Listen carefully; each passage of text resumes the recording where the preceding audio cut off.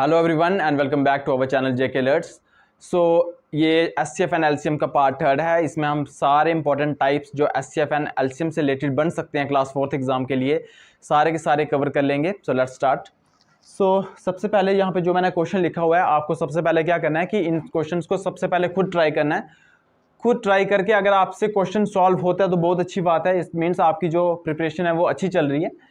और अगर नहीं कर पा रहे तो कोई घबराने वाली बात नहीं है। मेरे से एक्सप्लेनेशन आप अच्छे से मतलब जो भी मैं एक्सप्लेन करता हूँ इन क्वेश्चंस को अच्छे से समझिए और इस तरह के क्वेश्चंस ज़्यादा से ज़्यादा प्रैक्टिस कीजिए, क्योंकि एचसीएफ एंड एलसीएम एक अलग टॉपिक है यहाँ पे आपके जेके एसएसबी के सिलेबस में। तो स्टार्ट करते हैं सबसे पहले वीडियो को।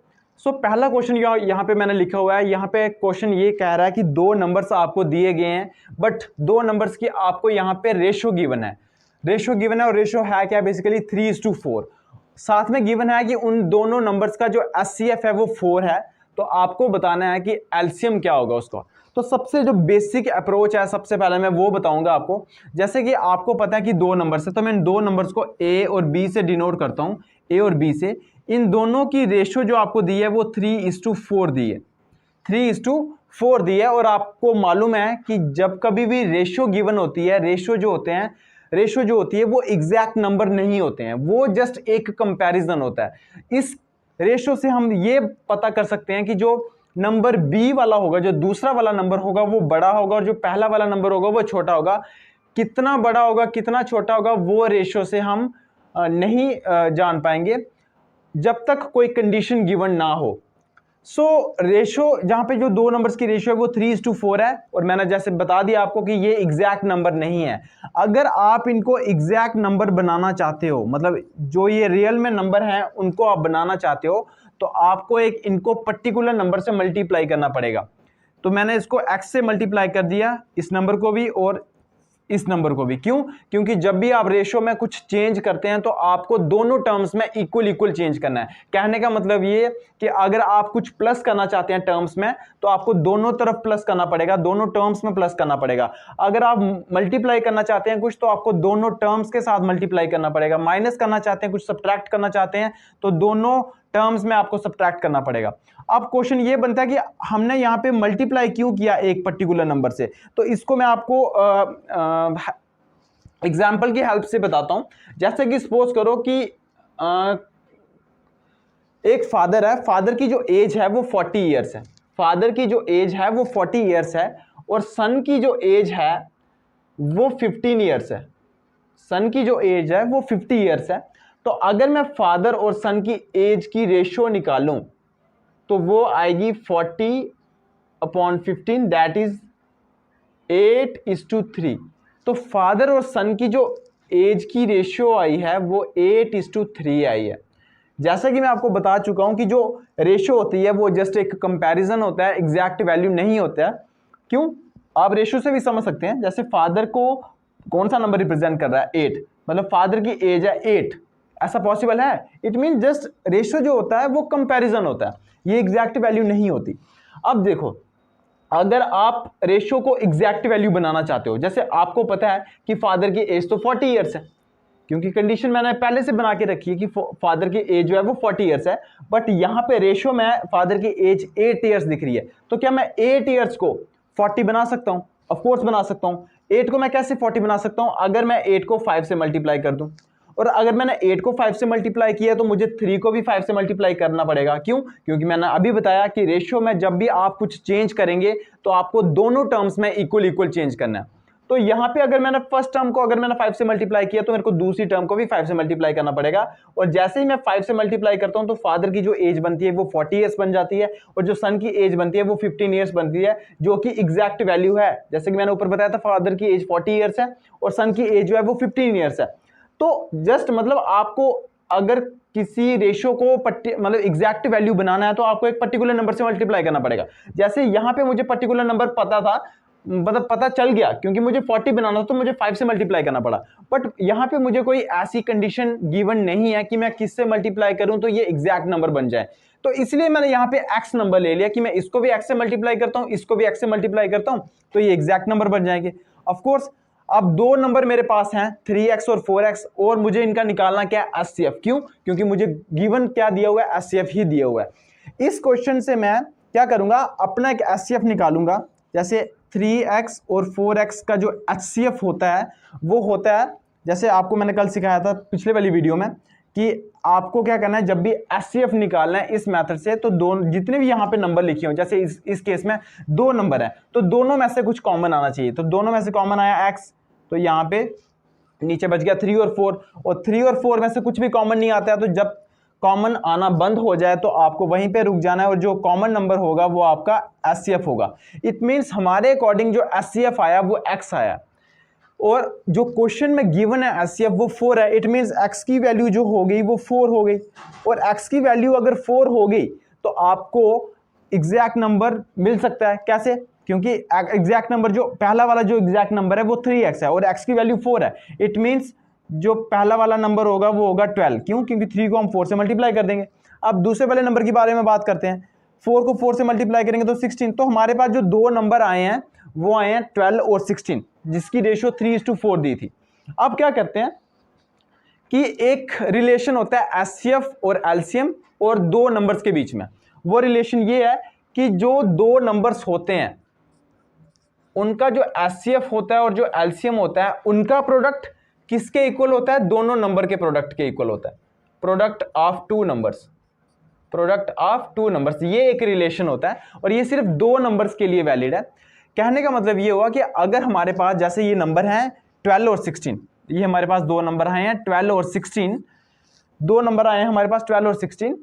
अगर मैं इनका एचसीएफ निकालूं और एलसीएम निकालूं और उनको प्रोडक्ट कर दूं, मतलब उनको मल्टीप्लाई कर दूं और इंडिविजुअली इन दोनों नंबर को भी मल्टीप्लाई कर दूं, तो आंसर जो है वो बराबर आता है, इक्वल आता है। ये रिलेशन है वो कि HCF multiply LCM is equal to product of two numbers. अगर मैं एचसीएफ की बात करूं तो क्वेश्चन में मुझे गिवन है कि एचसीएफ 4 है, मुझे निकालने की जरूरत नहीं है क्योंकि वो उन्हीं दो नंबर्स के एचसीएफ दिया हुआ है जो जिनकी रेशियो यहां पे दी हुई है।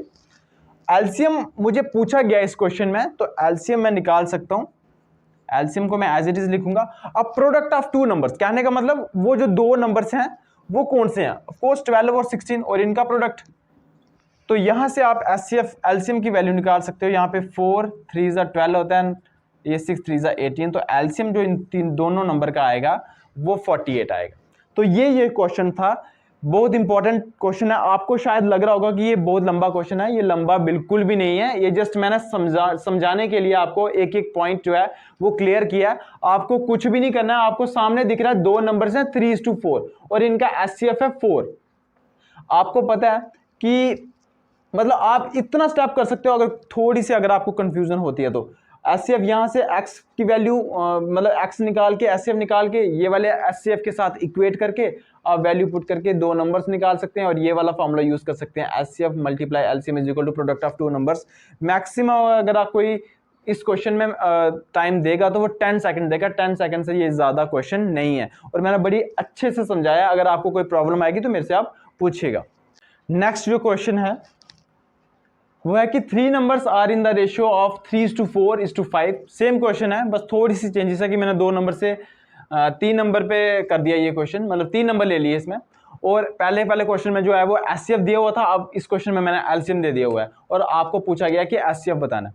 तो पहले को इस क्वेश्चन में सबसे पहले करना क्या आपको कि जो 3 नंबर की रेशियो दी हुई है उनको एग्जैक्ट वैल्यू बनाना है।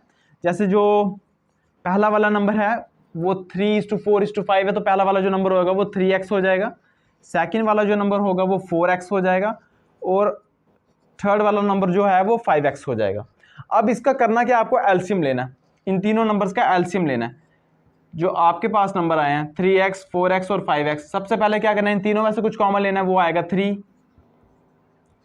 फिर नेक्स्ट वाले सीरीज में जब आपको जो नंबर मिलेंगे 3 4 5, इन तीनों में से भी कुछ कॉमन लेना है। तो देखना तीनों में से कुछ कॉमन तो बन नहीं रहा है, तो फिर दो नंबर लेने हैं, दो में से कॉमन निकालने की कोशिश करनी है। दो नंबर में से भी कुछ कॉमन नहीं आ रहा है, इट मीन जब ऐसा केस हो तो मैंने आपको बताया था एलसीएम कैसे निकालना है, ऐसे इनको सबका मल्टीप्लाई। तो 3 4 12 12 5 60, तो इसका जो एलसीएम आएगा वो आएगा 60x।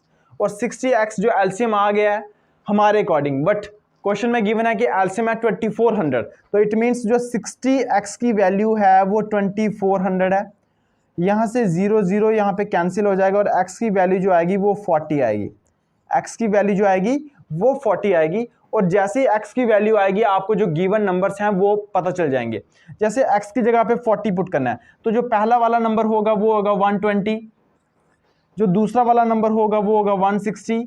क्यों? क्योंकि आपको x की जगह 40 पुट करना है और मल्टीप्लाई कर देना है।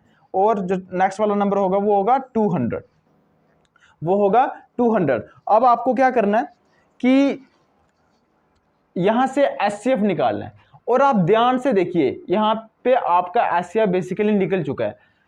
जहां 3x 4x और 5x का जैसे ही मैंने एलसीएम निकाला था तो मैंने आपको जब एचसीएफ वाला केस बता रहा था कि एचसीएफ कैसे फाइंड आउट करते हैं तो मैंने कहा था आपको कि तीनों के तीनों नंबर में से कुछ कॉमन आना चाहिए। और आप यहां पे देखो कि तीनों के तीनों नंबर में से कॉमन क्या आ रहा है? सिर्फ x आ रहा है, आगे वाले नंबर से कुछ कॉमन नहीं आ रहा है। तो पहले वाले नंबर में जो इसका मतलब हमारे अकॉर्डिंग जो एचसीएफ होना चाहिए वो x होना चाहिए और यहां से मैंने x की वैल्यू निकाल भी दी है 40, इट मींस 40 ही एचसीएफ है। तो इसका जो आंसर होगा वो 40 होगा। तो बहुत सिंपल क्वेश्चन है ये। नेक्स्ट जो क्वेश्चन है वो है कि product of two coprime numbers is 117 and their LCM should be. तो कह रहा है कि दो को प्राइम नंबर्स हैं जिनका जो प्रोडक्ट है वो 117 है, तो आपको उनका एलसीएम बताना है। तो यहां पे आपको दो नंबर्स का प्रोडक्ट दिया हुआ है। जैसे कि मैंने आपको स्टार्टिंग में एक रिलेशन बताया कि जब कभी भी दो नंबर का एचसीएफ और एलसीएम आपको पता हो तो एचसीएफ और एलसीएम का जो प्रोडक्ट होता है वो उन दोनों नंबर के प्रोडक्ट के इक्वल होता है। ये रिलेशन मैंने आपको अभी बताया, प्रोडक्ट ऑफ टू नंबर्स, कि एचसीएफ और एलसीएम का प्रोडक्ट किसके इक्वल होता है? दोनों नंबर के प्रोडक्ट के इक्वल होता है। सो इस क्वेश्चन में गिवन क्या है कि दोनों नंबर का जो प्रोडक्ट है वो 117 है। तो यहां पे मैं इसकी वैल्यू जो है वो 117 लिख सकता हूं। और आपको एलसीएम पूछा है तो एलसीएम की जगह मैं एज इट इज एलसीएम लिख देता हूं। बट मुझे एलसीएम निकालने के लिए इन दोनों नंबर का एचसीएफ चाहिए होगा। बट आप क्वेश्चन को ध्यान से देखिए तो यहां पे लिखा है को प्राइम नंबर्स। आपको मैंने स्टार्टिंग वाली वीडियो में यह बताया था कि को प्राइम नंबर्स क्या होते हैं। को प्राइम वो नंबर्स होते हैं जिनका कॉमन फैक्टर 1 हो, उन नंबर्स को को प्राइम कहते हैं।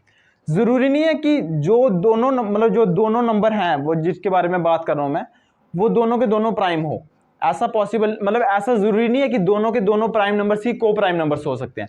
जैसे अगर मैं बात बताऊं आपको, जैसे 6 और 7 ये दोनों नंबर जो है ये को प्राइम है। क्यों? क्योंकि इनमें कुछ भी कॉमन फैक्टर नहीं आता है एक्सेप्ट 1 को छोड़ के और कोई भी कॉमन फैक्टर नहीं आता है। तो को प्राइम नंबर्स वही होते हैं जिनका कॉमन फैक्टर 1 हो।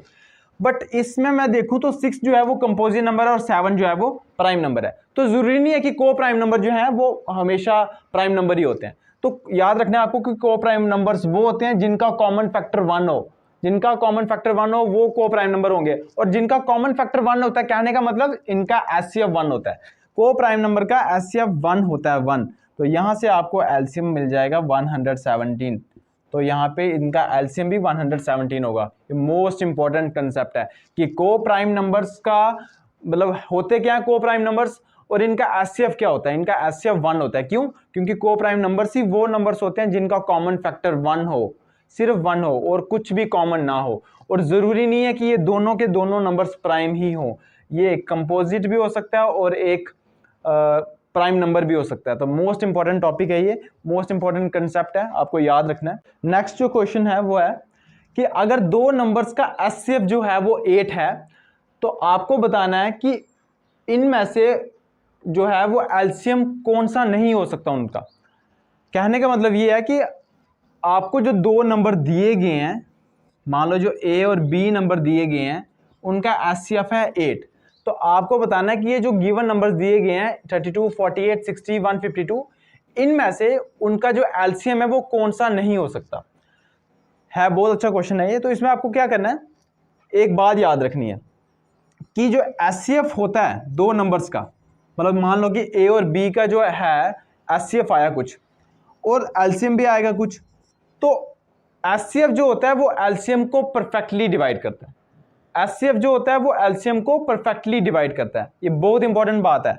एलसीएम को कौन परफेक्टली डिवाइड करता है? एचसीएफ। किसी भी दो नंबर्स का अगर आप एचसीएफ निकालेंगे, एलसीएम निकालेंगे तो HCF जो होगा वो परफेक्टली डिवाइड करेगा एलसीएम को। एग्जाम्पल के हेल्प से देख सकते हैं, जैसे आप एक नंबर लेते हो 4 और दूसरा नंबर लेते हो 8, इसका जो HCF आएगा वो आएगा 4 और जो इसका एलसीएम आएगा वो आएगा 8।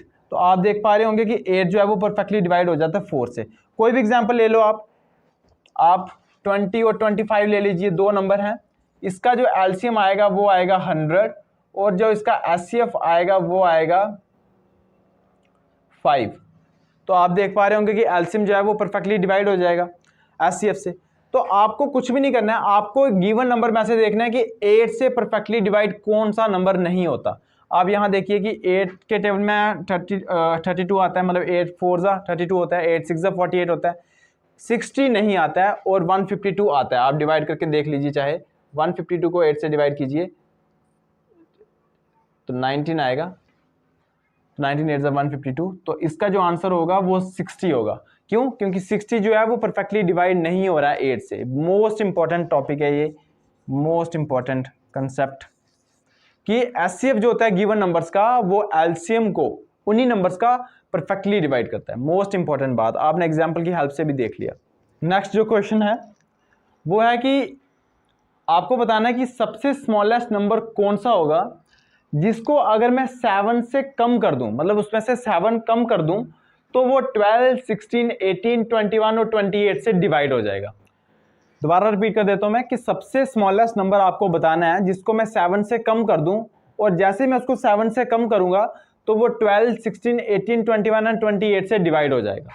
तो जैसे कि मैंने आपको पिछली वीडियो में बताया था कि जब भी आपको डिविजिबल बाय दिखे तो आप समझ जाना कि आपको क्या फाइंड आउट करना है, एलसीएम फाइंड आउट करना है। अब एलसीएम फाइंड आउट किसका करना है?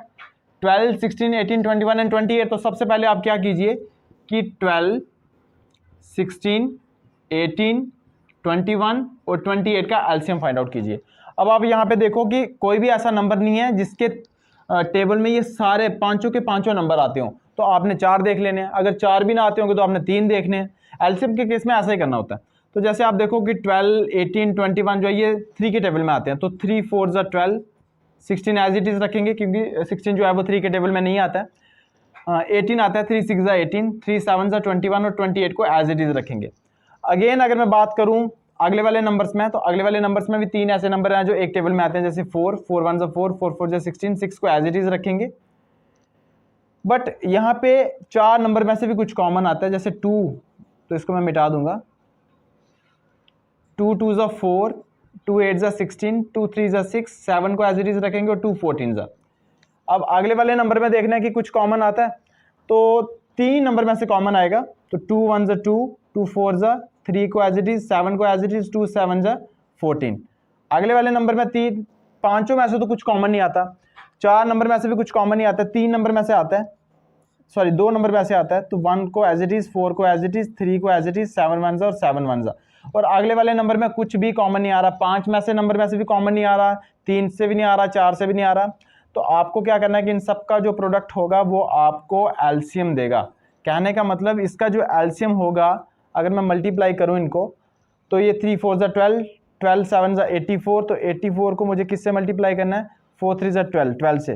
तो अगर मैं इनको मल्टीप्लाई करूं तो 48, 96, 100, तो मतलब जो एलसीएम आया वो आया 108। एलसीएम जो आया 108, बट आपको जल्दबाजी नहीं करनी है, जस्ट हमने एलसीएम निकाला है 108। तो कुछ बच्चों ने ऑप्शन में देखा हो कि 108 है तो आप टिक लगा दिया, ऐसा नहीं करना है। ये वो नंबर है जिससे 12, 16, 18, 21 और 28, मतलब जो मतलब इस 1008 को 12, 16, 18, 21 एंड 28 डिवाइड कर सकते हैं। बट आपको वो नंबर पूछा गया जिसको मैं 7 से कम करूं और फिर जाके वो इन सब नंबर से डिवाइड हो। कहने का मतलब ये तो डिवाइड हो जाता है, बट अगर इसमें मैं 7 ऐड कर दूं तो बन जाएगा 1015, 1015 बन जाएगा। और अब वो यही नंबर पूछ रहा था कि 1015, मतलब एक ऐसा नंबर जिसको मैं 7 से कम करूं, तो जैसे ही मैं इसमें से 7 माइनस कर दूंगा तो ये नंबर बन जाएगा 1008, और वो 1008 जो है वो 12, 16, 18, 21 और 28 से डिविजिबल होगा।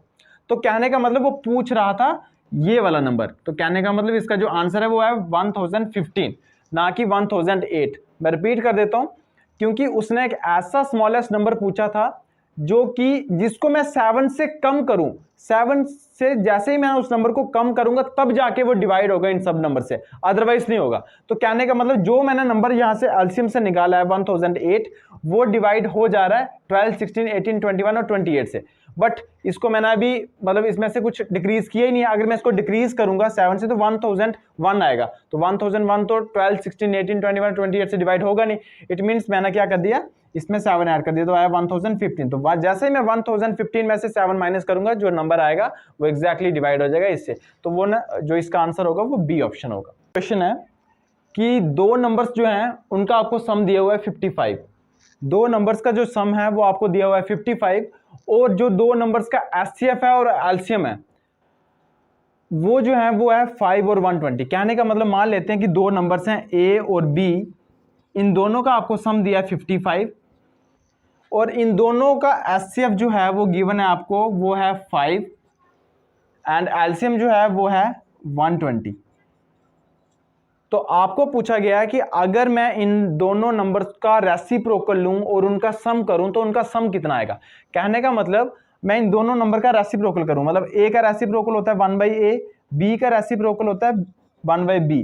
अगर मैं इनका सम करूं तो कितना आंसर आएगा, ये पूछा गया है। गिवन क्या है कि दो नंबर्स का सम आपको 55 दिया गया है, उन दोनों नंबर्स का जो एचसीएफ है वो आपको 5 दिया गया है, एलसीएम जो है वो उन दोनों नंबर्स का 120 दिया गया है। आपको इनके रेसिप्रोकल का सम बताना है। अगर मुझे ये चीज बतानी 1/a + 1/b कितना होता है। अगर मैं यहां से बात करूं तो यहां से मैं इनका एलसीएम ले लूं, एलसीएम कितना आएगा ab, और ऊपर आ जाएगा a + b। ये चीज यहां से क्लियर होगी। कहने का मतलब मुझे यहाँ पे a + b और ab की वैल्यू अगर पता चल गई तो इनका मुझे सम पता चल जाएगा। गिवन में दिया है कि a और b, यहाँ पे a और b बेसिकली नंबर को डिनोट कर रहे हैं। इन दोनों का सम कितना गिवन है आपको, 55 गिवन है, यहाँ पे गिवन है। अब मुझे क्या निकालना है, इनका प्रोडक्ट निकालना है। और मैं आपको एक रिलेशन बता चुका हूं कि दो नंबर्स का जो प्रोडक्ट होता है वो किसके इक्वल होता है, उन दोनों नंबर के एचसीएफ और एलसीएम के प्रोडक्ट के। ये हम पहले क्वेश्चन से यूज करते आ रहे हैं, product of two numbers. Product of two numbers is equal to HCF multiply LCM. जैसे कि मैं आपको पता है कि एचसीएफ 5 दिया हुआ है और एलसीएम जो है वो 120 दिया हुआ है, तो ये जो एचसीएफ और एलसीएम का प्रोडक्ट होगा 600, ये कहलाएगा basically product of two numbers. तो इन दोनों नंबर्स का प्रोडक्ट कितना होगा, कहने का मतलब a × b कितना होगा, 600। तो यहाँ पे आपको क्या करना है, 600 से डिवाइड कर देना है। अब आइए दोनों जो नंबर है 55 और 600, ये 5 से करते हैं, ये ऊपर 11 से कटेगा, ये 120 से कटेगा। तो इसमें ऑप्शन आप देख लीजिए 11/120, तो ये इसका आंसर होगा। तो इस वीडियो में ये सारे के सारे क्लास 4th एग्जाम के लिए इस तरह के क्वेश्चंस आपको मतलब बहुत इंपॉर्टेंट है, ये देखने को मिल सकते हैं। इनकी बार बार प्रैक्टिस कीजिए, और अगर कोई भी आपको प्रॉब्लम इन क्वेश्चन से रिलेटेड आती है, कोई भी प्रॉब्लम आएगी, अगर आएगी आपसे नहीं सॉल्व हो रहे हैं, तो आप कमेंट सेक्शन में लिखिएगा, मैं आपकी जरूर हेल्प करूंगा। मिलते हैं नेक्स्ट वीडियो में। Thank you.